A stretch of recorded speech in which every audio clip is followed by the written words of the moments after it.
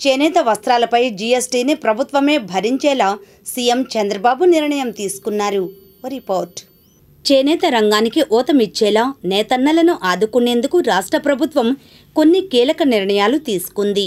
చేనేత శాఖపై రాష్ట్ర సచివాలయంలో సీఎం సమీక్షించారు. చేనేత కార్మికులను ఏ విధంగా ఆదుకోవాలనే అంశంపై చర్చించారు. వ్యవసాయం తర్వాత చేనేతే అత్యంత కీలకమైన రంగంగా ఉందని, దీని మీద ఆధారపడిన వారికి అండగా నిలవాల్సిన అవసరం ఉందని సీఎం అన్నారు. ఈ మేరకు ఇటీవల జమ్మలమడుగు పర్యటనలో ఓ చేనేత కుటుంబ సభ్యులతో మాట్లాడిన సమయంలో తన దృష్టికి వచ్చిన అంశాలను సమీక్షలో చంద్రబాబు ప్రస్తావించారు. మగ్గాలకు 200 యూనిట్లు, అలాగే పవర్లూమ్స్కు 500 యూనిట్ల వరకు ఉచితంగా విద్యుత్ అందివ్వాలని నిర్ణయించారు. ఈ మేరకు చేపట్టాల్సిన ప్రక్రియను వెంటనే ప్రారంభించాలని సీఎం అధికారులను ఆదేశించారు. చేనేత వస్త్రాలపై జీఎస్టీ విషయంలో ఈ సమీక్షలో మరో కీలక నిర్ణయం తీసుకున్నారు.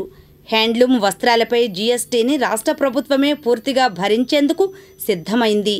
చేనేత వస్త్రాలపై విధిస్తున్న జీఎస్టీని రాష్ట్ర ప్రభుత్వమే కేంద్రానికి చెల్లించనుంది.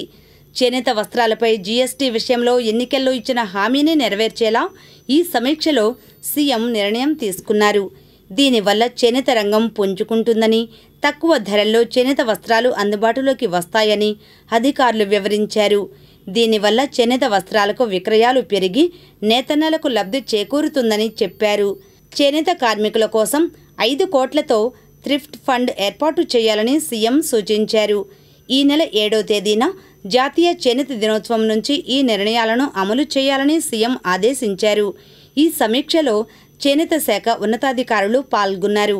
ఏపీకి చెందిన చేనేత ఉత్పత్తులకు 10 జాతీయ అవార్డులు వచ్చాయి. 1 డిస్ట్రిక్ట్ 1 ప్రొడక్ట్ విభాగంలోనూ మొదటిసారి అవార్డు దక్కించుకుంది. ఈ అవార్డులను సమీక్షకు ముందు సీఎం చంద్రబాబుకు అధికారులు చూపించారు.